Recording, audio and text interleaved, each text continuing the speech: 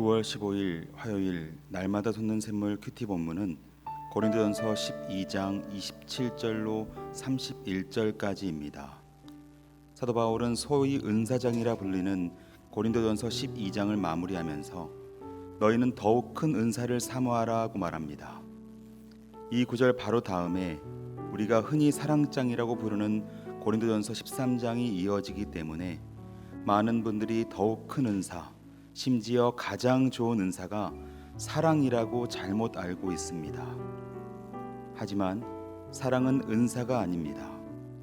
갈라디아서 5장에 보면 성령의 9가지 열매가 나오는데 사랑은 이 성령의 9가지 열매 중에 첫 번째로 등장하는 열매입니다. 즉 사랑은 은사가 아니라 성령이 주시는 열매입니다. 은사는 각자에게 필요에 맞게 주시는 특별한 선물입니다.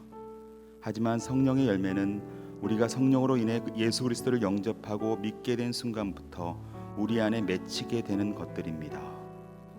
열매의 크기는 사람마다 각각 다를 수 있지만 정말로 성령으로 인해 예수님을 믿게 되었다면 내 안에 성령의 열매가 없을 수는 없습니다. 다시 말해서 사랑은 예수를 믿는 그리스도인이라면 누구나 가지고 있는 것이기에 은사가 아닙니다. 그렇다면 더욱 큰 은사는 무엇일까요? 바울은 고린도전서 12장에서 여러 가지 은사를 말한 후에 27절에서 우리는 그리스도의 몸, 즉 교회를 이뤄가는 지체라고 말합니다. 각자 교회 이곳저곳에서 섬기다가 자신에게 부족한 은사를 하나님께 달라고 요청하는 것이 더욱 큰 은사입니다. 예를 들어 봅시다. 아이들을 정말 사랑하지만 가르치는 은사가 없어서 고민하는 주일학교 선생님이 있습니다. 이 선생님은 아이들을 더 잘 가르치고 싶어서 하나님께 가르치는 은사를 달라고 날마다 구했습니다. 이 선생님에게는 가르치는 은사가 더욱 큰 은사이고 최고의 은사인 것입니다. 더욱 큰 은사는 섬기는 영역에 따라 사람마다 다를 수 있습니다. 하지만 이 은사를 사용하는 가장 좋은 길이 바로 사랑입니다. 오늘도 내 주변의 형제와 자매 그리고 교회를 사랑하는 마음으로 더욱 큰 은사를 사모하는 성도님들이 되시기를 주님의 이름으로 축복합니다. 기도 제목을 함께 읽겠습니다. 모든 것이 낯설고 안전조차 보장받지 못한 선교지에서 오직 주님을 사랑하는 마음으로 헌신하는 선교사님들을 한결같은 기도와 물질로 후원하여 보내는 선교사의 사명을 우리 교회가 온전히 감당하게 하옵소서.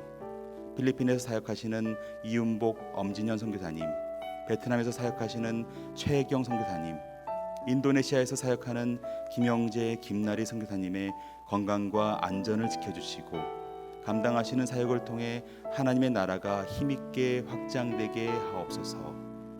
코로나19로 인해 인간의 연약함을 절실히 깨닫고 있는 이때에 이 땅에 사는 인생들이 온 세상의 유일한 주가 되시는 하나님을 기억하게 하옵소서.